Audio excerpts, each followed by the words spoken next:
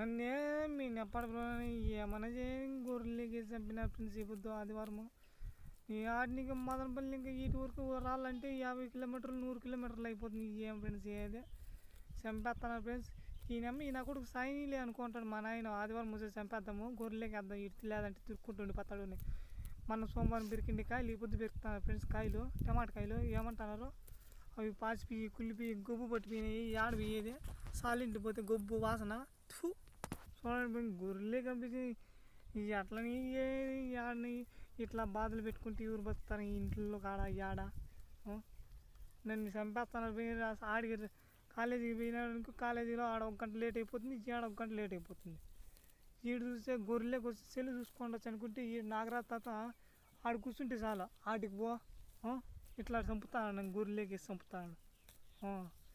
గొర్రెలు ఈడు కూర్చుంటే ఆడికి పోమంటాడు.